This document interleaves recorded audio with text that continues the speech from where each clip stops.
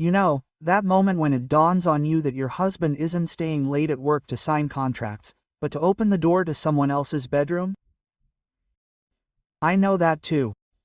Apparently, I was the only one they forgot to invite to this intimate apartment showing. Hi, I'm Yelizaveta Karpova.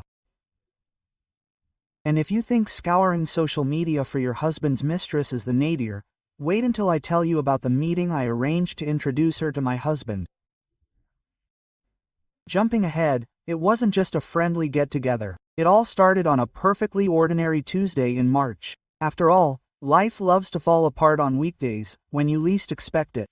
I'm 38, Dennis and I have been together for 12 years. And just 3 weeks ago, I sincerely believe that our main problem was his pathological inability to put dirty socks in the laundry basket. It turned out that socks were just a warm-up before the main course. The first warning sign came when my husband suddenly started dressing like he was auditioning for the role of a successful businessman in a watch commercial. The man who for 12 years considered polo shirts and jeans the height of style suddenly acquired shirts whose price could cover our month-long trip to the Parakristok. When I asked, he blurted out he was working on a professional image. Professional? How so? The only thing he was working on was someone's heartbeat. Around the holidays, alarm bells started pouring in more often than notifications from delivery drivers. Evening meetings with clients at restaurants I'd never heard of. Weekend apartment showings that, for some reason, never resulted in the property being listed. And my personal hit, a sudden passion for podcasts about self-discovery and authenticity. Nothing screams midlife crisis like a 41-year-old realtor discovering her true self through infidelity. But the fun is just beginning. I'm not just a wife. I'm the marketing director for a major Moscow company, which means I have tools at my disposal that would make any private investigator salivate, and a professionally trained nose for inconsistencies. When Dennis started acting like a half-assed spy, I didn't sob over a glass of Chardonnay. I opened my laptop and got to work. First things first, call detail records. And before you start lecturing me, I pay all the bills in our family. It's not like you're snooping around in your own MTS account. And my God, what a treasure trove of gold there was. Hundreds of messages to an unknown number. The calls always came during business hours, from 45 minutes to an hour, just when he was supposedly driving clients around to properties. The rest was a matter of technique. Get Contact revealed the number's owner's name faster than I could finish my coffee. Marina Fralova. Of course, Marina, a name straight out of a romance novel, where the heroine always has perfect hair and an innate talent for transforming Khrushchev-era apartments into lofts. A social media search revealed Marina Fralova is 34. She runs her own small interior design studio. The photo shows a blonde with that same smile that wordlessly says, "Yes, I respect other people's husbands. So what?" Her entire profile screamed about her love of smoothie bowls, morning yoga, and creating spaces for beautiful lives for beautiful people. Apparently, she also listed my husband's bed among the spaces in need of updating. But wait, it gets even more exciting. Marina isn't just a casual homewrecker. She's married to Yaroslav Fralov, a graphic designer who, according to his posts, possesses a subtle creative nature and the expression of someone who clearly didn't sign up for this kind of turn of events. Poor Yaroslav's social media was filled with photos of their exemplary life. Romantic dinners, trips out of town, anniversary posts with so many hearts you could print cards. A normal wife in my place would have caused a scandal. Tears, screams, maybe even flying plates. But I'm no ordinary wife. I've spent my career building companies that make people's jaws drop. And now I was about to launch the company of my life. The plan came together faster than you can say the word mistress. Dennis and his designer had a strict schedule, every Thursday, 12:30. Goodman Steakhouse on Tverskaya. How should I know? I followed twice. Don't judge, all's fair in war, and by that point my marriage was already reminiscent of the Titanic after hitting the iceberg. Goodman, because nothing highlights the breakdown of a family like obscenely expensive steaks served together, with a breadbasket costing as much as a full business lunch at the nearby cafeteria. They had a permanent corner booth by the window. They probably thought they were incredibly cunning and inconspicuous. Dennis would arrive first, order whiskey without ice, pretending to be a socialite rather than a summer resident whose greatest achievement was a perfectly manicured lawn. Then Marina would show up in outfits costing more than my monthly salary, and they would sit there, making eyes at each other like high school students in the back row. Watching them was like watching a bad play at a community theater. Dennis was trying so hard to be charming that he laughed at her every remark, as if she were Nurlan Saburov, not a woman whose greatest achievement in life was knowing how to coordinate curtains with sofa upholstery. And Marina soaked up this attention like the last piece of Napoleon at a gathering of anonymous sweet tooths. And then a thought struck me, both brilliant and diabolical. If they loved playing at being family so much, I'd arrange a real family reunion for them. But first, I needed to meet the second unwitting victim of this provincial drama. Yaroslav Fralov worked at a creative agency about 10 minutes from my office. Judging by his portfolio, he specialized in corporate identity and personal design. Simply put, he designed logos for companies that wanted to seem cooler than they actually were. Perfect. This was something I could work with. I spent the next week honing the perfect email. Professional, intriguing, and completely innocent. She introduced herself as a marketing director looking for a designer for a new project. Nothing out of the ordinary. This happens every day in Moscow business. She suggested meeting for a business lunch to discuss the details. And where do you think I scheduled the meeting? Correct. Goodman on Tverskaya, Thursday, 12:30. The beauty of the plan wasn't just in the confrontation. It was in the total public exposure that was to follow. Dennis thought he was so smart, so cautious. Marina probably fancied herself the heroine of a melodrama, but they were about to encounter reality, after which they would regret ever knowing each other's names. Because the whole truth about infidelity is that it rests on the secrets of lies and the adrenaline rush of playing the game of hide and seek. Take away the secret, and you're left with just two egotists ruining 4 lives for a few moments of feeling irresistible. I had a week to prepare for the performance of a lifetime. 7 days to orchestrate the most epic exposé in the history of Moscow family dramas. And believe me, I was going to pull it off in style. The week before the operation was a family reunion. Yes, I called it that because, if I was going to destroy other people's illusions, it was on a grand scale reminiscent of training for a passive aggression championship. And I was aiming for gold. Yaroslav responded to my email within 2 hours. This told me 2 things. First, he clearly needed new orders. Second, he had no idea that his wife was remodeling not only interiors but also my family life.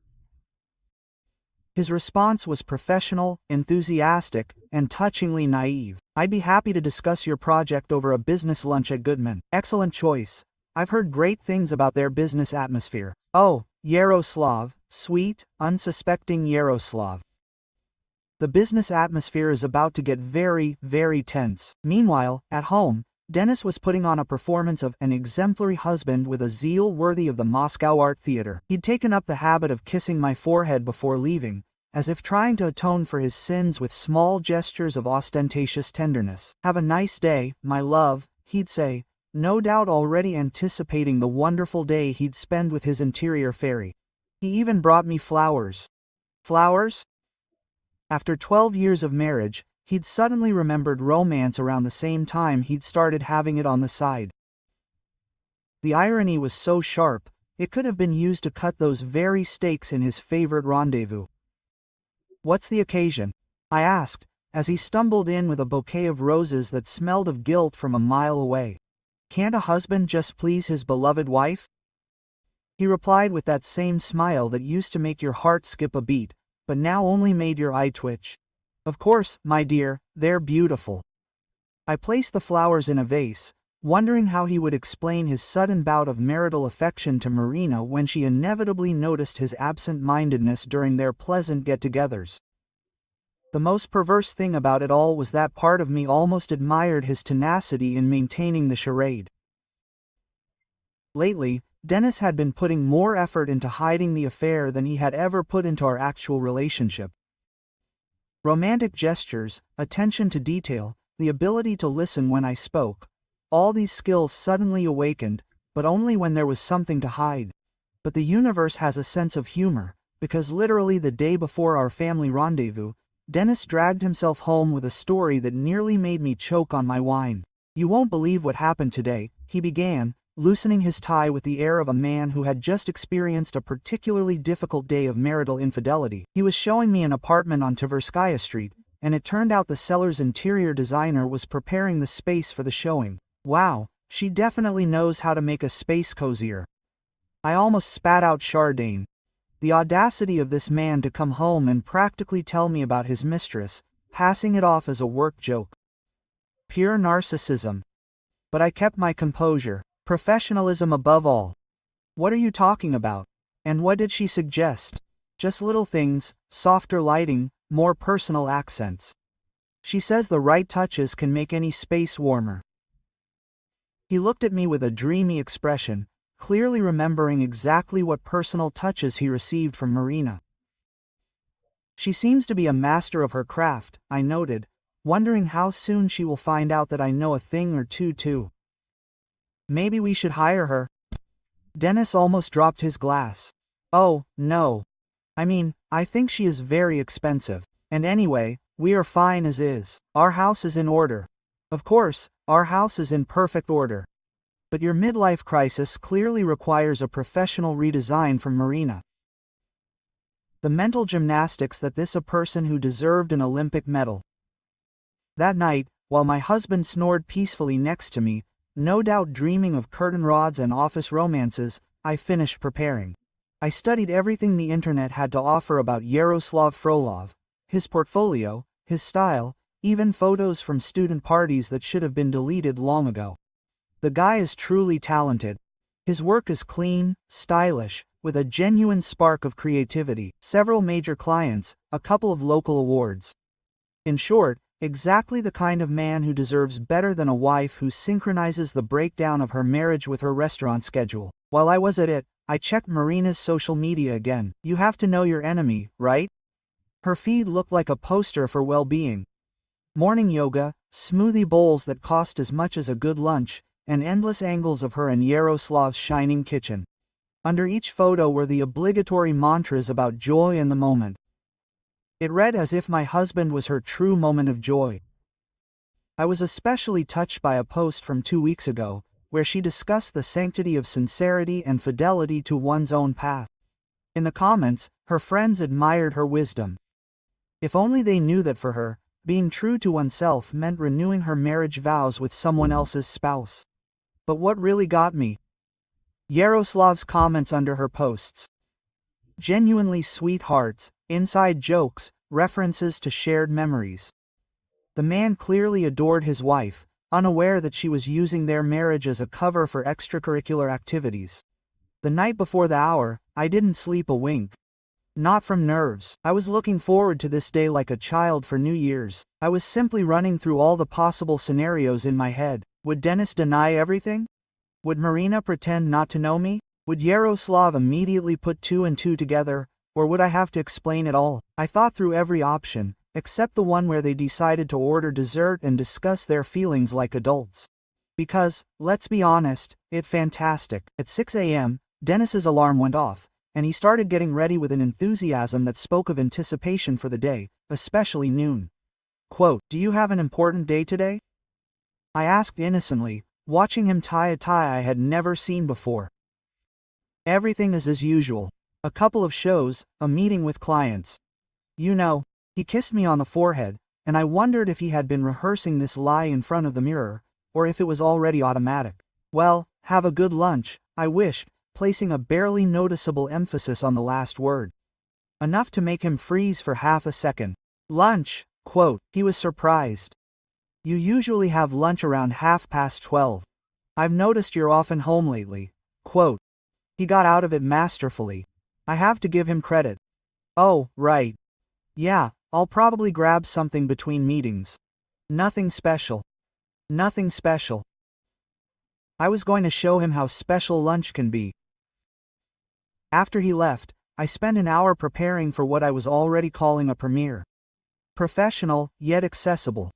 Confident, but not aggressive. The image of a successful businesswoman, not an abandoned wife thirsting for revenge. In a dark brown suit, a crisp white blouse, and my lucky shoes. The very ones I always wore to win important presentations.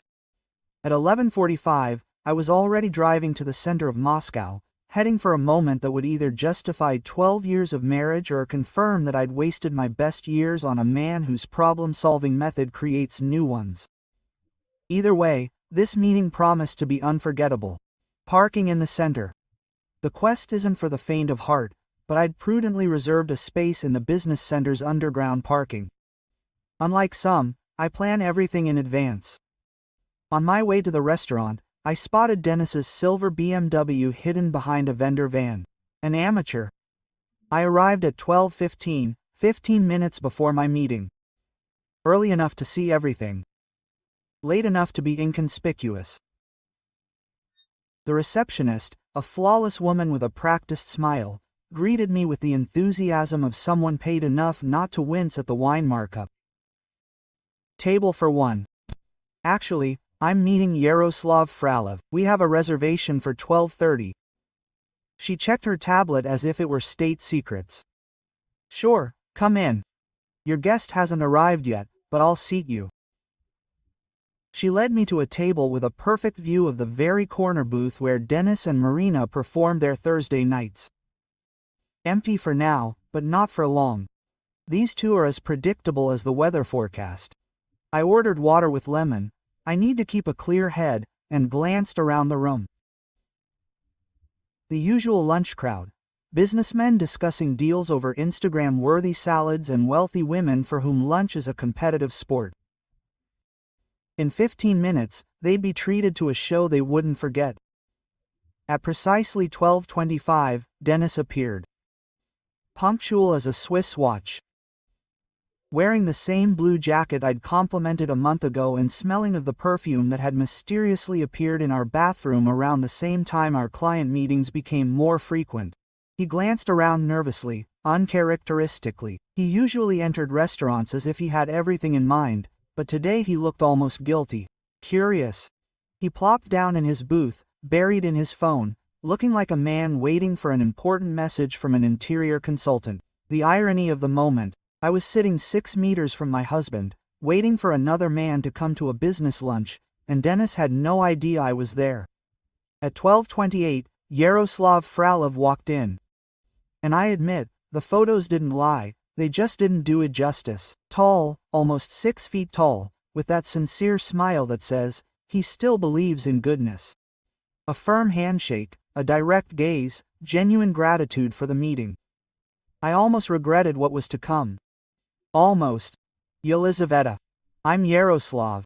Thank you so much for the invitation. I'm very interested in the project. Let's be informal right away. Just call me Lisa. And thank you for being flexible with the meeting location. I hope you're comfortable here. Are you kidding? I've been wanting to come here for a long time. My wife keeps saying that this has the best atmosphere for business meetings in the city. Oh, Yaroslav. Your wife is talking about this place because she's been here every Thursday for the last month. Just not for business.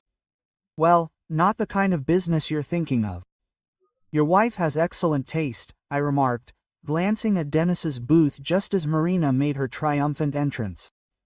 And what kind of entrance was that? Marina Frolova swept into Goodman as if she were on a runway. Her hair was loose with carefully considered casualness. A cream dress that cost someone a month's salary and jewelry that caught the light perfectly. Everything about her screamed, I'm worth breaking up a marriage for. Which, frankly, was the whole point. My husband's face lit up like a Christmas tree when he saw Marina. He practically glowed with anticipation, jumping up for a welcoming hug that lasted for those extra seconds that distinguish business partners from lovers. They settled into their booth, and I observed the familiar ritual. They pretended to study the menu, but in reality, they were devouring each other with their eyes. Quote, excuse me, Yaroslav interrupted my observation, but that's my wife. His pulse jumped, but his voice remained casual. Your wife, the blonde who just sat down. Yes, that's Marina. What a coincidence. She's probably meeting a client. He had already started waving at her, and I realized that in about 30 seconds everything would spiral out of control. Yaroslav, wait. I gently touched his arm. Can I ask you something before you go? Of course, go ahead. How long have you been married? It will be 5 years in June. Why? He fell silent, and an expression crossed his face that looked suspiciously like dawning understanding. Everything was fine. The moment of truth. I could chicken out, pretend it was an eerie coincidence, or follow the plan that had kept me awake for a week. I looked at Yaroslav's trusting face, then at my husband and his mistress, giggling over their secret rendezvous, and made my choice. Yaroslav, I need to tell you something, and try to remain calm. His whole body tensed. What's going on? The man your wife is having lunch with is my husband, Denis Karpov. And this is not a business meeting. I saw the blood drain from Yaroslav's face as the details came together. His gaze darted between me and the table where his wife was currently touching my husband's hand. What are you trying to say? They've been having an affair for at least a month, maybe longer. They meet here every Thursday at 12:30 at that very table. Yaroslav looked at them as if trying to piece together a puzzle with ever-shifting pieces, but she said she was meeting with clients. She's been so busy lately. New projects, working late, weekend consultations. Weekend consultations with a married man really do take up a lot of time. He looked at me with that same expression I recognized. It was the same face I'd had 3 weeks ago, over the call details. The look of a man whose reality was crumbling here and now. How long have you known? He asked quietly. 3 weeks. I planned this meeting for 7 days. Planned the meeting? I sighed deeply. Yaroslav, I didn't exactly contact you about a marketing project. I really am the marketing director, and I'd love to work with you. Your portfolio is impressive. But that's not why we're here. Then why? I nodded toward the booth where Denis and Marina were having an obviously intimate conversation over a basket of grissini. I thought you deserved to know what your wife does during her lunch break. And I also wanted to ensure they both had a seat in the stalls to watch the unraveling of their little secret. Yaroslav was silent for a long time, digesting the information with a methodical precision that made him an excellent designer. Finally, he looked at me with something akin to admiration. You orchestrated this entire meeting to expose them. Quote, organized, sounds more dramatic than it was. I simply arranged for the right people to be in the right place at the right time. The truth is, it would have come out anyway. I was just helping her with the schedule. So what now? Now, Yaroslav, we're going to that booth, and I'll introduce you to your wife's lunch companion. Unless you'd rather pretend nothing happened and go home wondering why Marina smells like someone else's perfume on Thursdays. He paused for a moment, then straightened his shoulders, and I remembered why I'd caught his eye in the photo. Let's go meet my wife's new friend. As I stood up, I caught our reflection in the mirror. Two people, betrayed by those they trusted most, ready to publicly meet the culprits of their broken hearts. It should have been scary. Instead, it felt like the first honest act in a month. Quote, and one more thing, Yaroslav, I added, heading for the booth, you'll definitely remember this meeting for a long time. The walk through the restaurant felt simultaneously like the longest and shortest 6 meters of my life. Every step brought me closer to the moment that would destroy 4 lives and reshape them in unpredictable ways. But as I approached the corner booth where my husband and his designer were playing house over outrageously priced steaks, I felt something I hadn't experienced in months, pure, unadulterated satisfaction. Denis saw me first. I'll never forget his face. It was like a man who'd spent the entire day with his fly unzipped and had only just realized it. His eyes widened, his jaw dropped, his face turning a shade of red, perfectly complementing the wine he'd ordered to impress his companion. Marina was saying something, no doubt devastatingly witty, about decorative pillows or the importance of proper lighting. Noticing Denis's sudden paralysis, I turned to see what had mesmerized him so. And when our eyes met, I swear, the temperature in the room dropped 10 degrees. But the real magic happened when she saw Yaroslav next to me. If Dennis looked like he'd been caught with his pants down, Marina looked like an arsonist caught red-handed, matches in hand. Quote, well, I said, squeezing uninvited into the booth next to them, forcing them to move aside like naughty children. What a wonderful coincidence to meet you two here. Yaroslav remained standing, a psychological advantage I hadn't planned for, but which came in very handy. He towered over the table like a particularly beautiful storm cloud. His face was unreadable, but definitely displeased. Quote, darling, I continued, my voice dripping with that false sweetness reserved for devastating news. Meet Yaroslav Fralov. Yaroslav, this is my husband, Dennis. Dennis shook his hand weakly, clearly hoping this was some monstrous misunderstanding that would clear up with a simple play along. Nice to, meet Marina too. I turned to the woman who had been arbitrarily remodeling my marriage. I assume you've already met Yaroslav. Your husband. A deathly silence fell, you could hear a crumb of bread falling. The entire restaurant seemed to hold its breath, sensing the drama but not understanding the scale.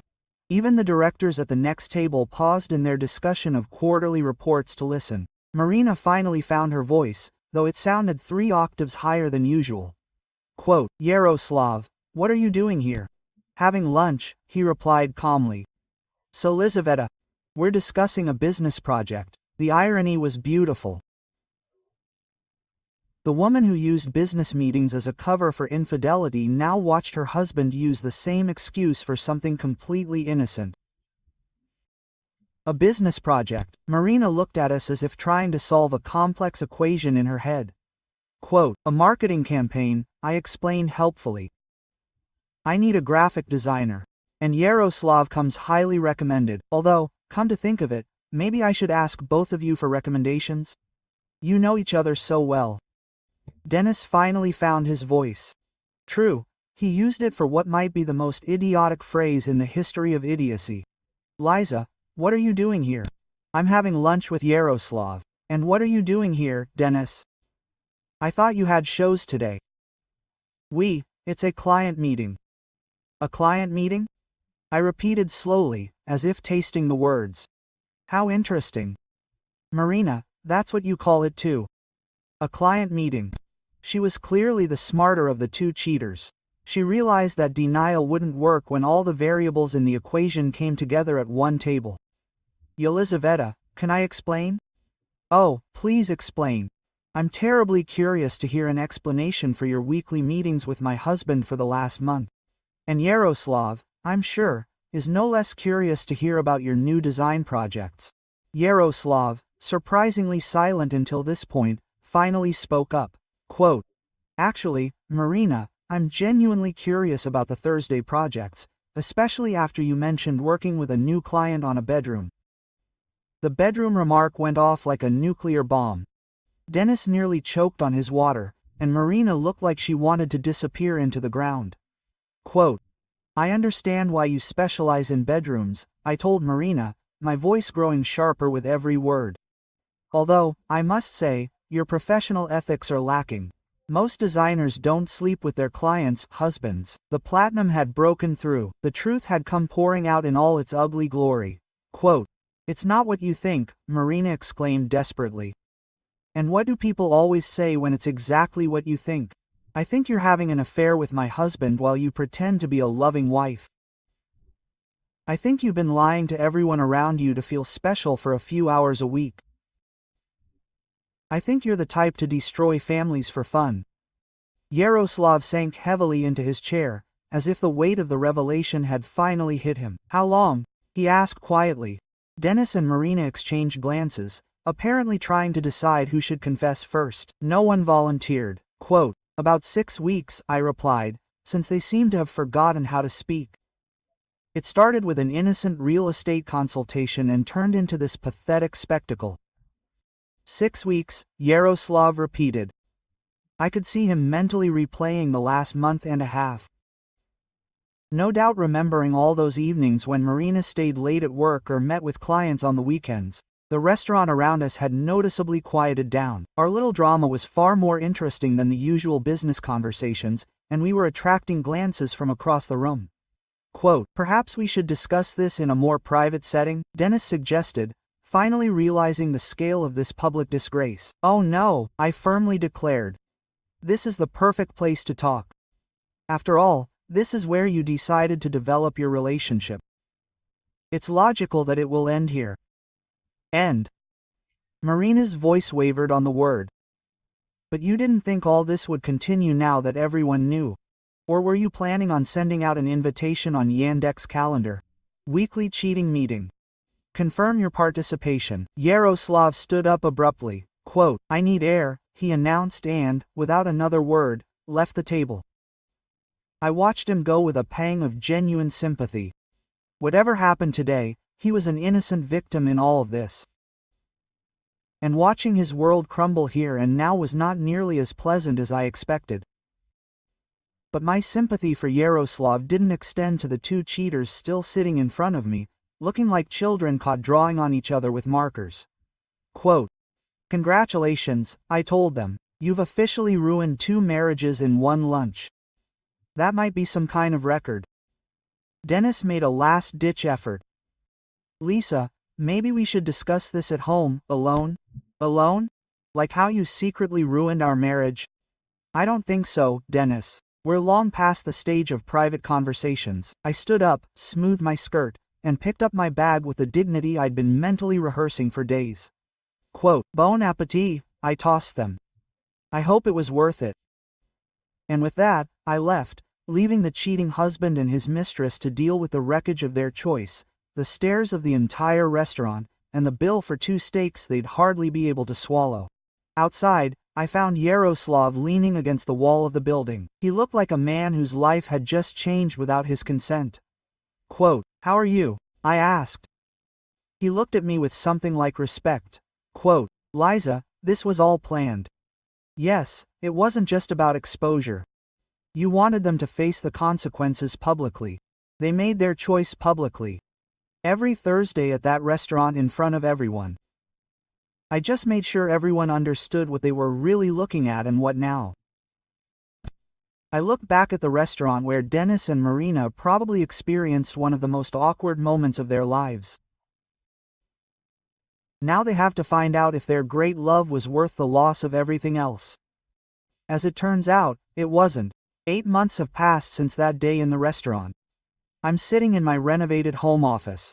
Yes, I hired an interior designer. And no, it wasn't Marina. I'm drinking coffee and thinking how strange life works. When a marriage falls apart, it seems like the whole world is falling apart. In fact, only the illusion is collapsing, and the world continues to live as if nothing had happened. Dennis left almost immediately. Pride didn't allow me to linger where they caught me out. The divorce was finalized without any unnecessary battles, although he tried to argue about money. The court took into account romantic expenses and ended up leaving me more than he expected. I guess now he's telling his new girlfriend that I'm a vile, who planned everything. Let him talk. Marina disappeared from Moscow quickly. There are too many witnesses to that very lunch. Now she's broadcasting from St. Petersburg on social media about a new stage in her life. Maybe someone believes her. I don't care. Yaroslav wrote a couple of times. First he thanked me, then he shared news of the divorce. I responded politely, but without much zeal. We both understood. Yes, we went through similar things. Yes, it was easier for us to be together at first. But turning this into a new romance is too easy, too predictable and too painful to repeat the same mistakes. Now we rarely correspond. Sometimes he sends photos of new projects. I put a heart. That's all. And I think that's right. I haven't found a new I lost love, but I found something far more valuable: silence.